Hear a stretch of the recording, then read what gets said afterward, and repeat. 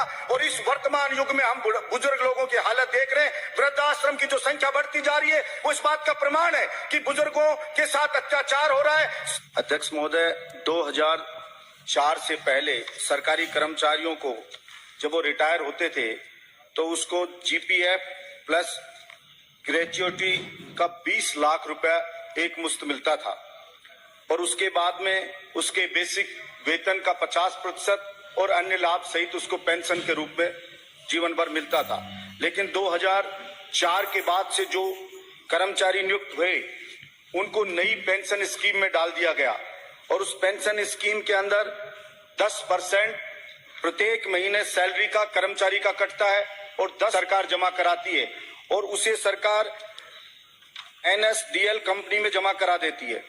ये एनएसडीएल उसको share market में उस पैसे को लगाती है और जब कर्मचारी रिटायर होता है उस वक्त अगर शेयर मार्केट में मंदी है तो जो पैसा उसका जमा है वो पैसा भी उसका कम हो जाता है और रिटायरमेंट के वक्त उसको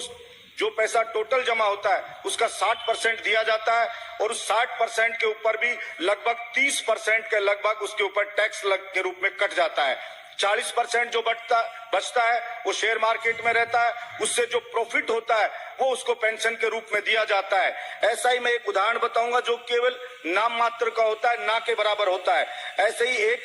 पैरा टीचर जो थी वो प्रबोधक के रूप में नियुक्त हुई, स्थायी हुई। वो 60 साल उम्र होने पर जब 17 में रिटायर हुई उसके बाद से उसको पेंशन मिल रही है लगभग 1000 रुपया महीने के लगभग मिल रही है, जो ना के बराबर एक गैस का सिलेंडर भी उसका आता नहीं है। अध्यक्ष महोदय, मैं आपके माध्यम से सरकार को बताना चाहता हूं कि सरकार को कोई आर्थिक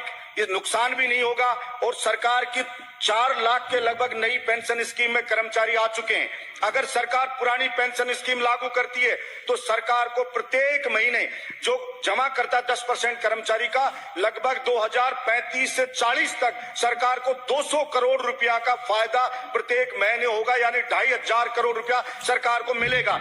अध्यक्ष महोदय, मैं सिर्फ इतना कहना चाहता हूं, सरकारी नौकरी का चार्म इस बात के लिए था कि आदमी देखता है बुढ़ापा स्वाभिमान के साथ, मान सम्मान के साथ मेरा कट जाएगा, मुझे किसी पर निर्भर नहीं रहना पड़ेगा। और इस वर्तमान युग में हम बुजुर्ग लोगों की हालत देख रहे हैं, वृद्धाश्रम की जो संख्या बढ़ती जा रही है वो इस बात का प्रमाण है कि बुजुर्गों के साथ अत्याचार हो रहा है। सेल्फिश इस जमाने में बहू बेटे बुजुर्गों को निकाल रहे हैं, आए दिन मुकदमे हो रहे हैं, आए दिन अखबार में पढ़ते हैं। इसलिए मेरी सरकार से ये